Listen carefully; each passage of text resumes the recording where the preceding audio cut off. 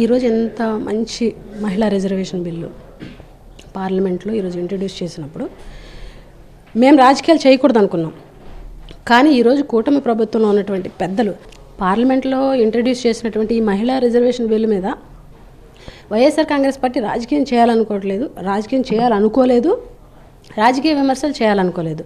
కానీ ఇంత చారిత్రాత్మకమైనటువంటి బిల్లు ప్రవేశపెట్టినటువంటి సందర్భంలో కూడా ఈ కూటమిలో ఉన్నటువంటి ఎంపీలు కానీ బయట ఉన్నటువంటి ఎమ్మెల్యేలు మంత్రులు వీళ్ళందరూ కూడా జగన్మోహన్ రెడ్డి గారు 5 ఏళ్ల పాలన అదేదో చీకటి పాలనని, ఆయన పాలనలో మహిళలకు అసలు రక్షణ లేదు, ఆయన పాలనలో మహిళలకు అసలు మంచే జరగలేదు అని చెప్పేసి ఈరోజు రాజకీయ విమర్శలు చేస్తూ జగన్మోహన్ రెడ్డి గారిని కించపరిచేలా ఏదైతే వీళ్ళు మాట్లాడారో వాళ్ళని ఖచ్చితంగా విమర్శిస్తాము, ఎదుర్కొంటాము. ఎందుకనంటే గత 5 ఏళ్ల పాలనలో జగన్మోహన్ రెడ్డి గారు తీసుకొచ్చినటువంటి సంస్కరణలు మహిళల విషయంలో, జగన్మోహన్ రెడ్డి గారు తీసుకొచ్చినటువంటి పథకాలు మహిళల విషయంలో, జగన్మోహన్ రెడ్డి గారు చేసినటువంటి చట్టాలు మహిళల కోసం ఈ ప్రభుత్వం ఈరోజు చేసిందా, వాటిని కంటిన్యూ చేస్తుందా అని మేము ప్రశ్నిస్తున్నాం.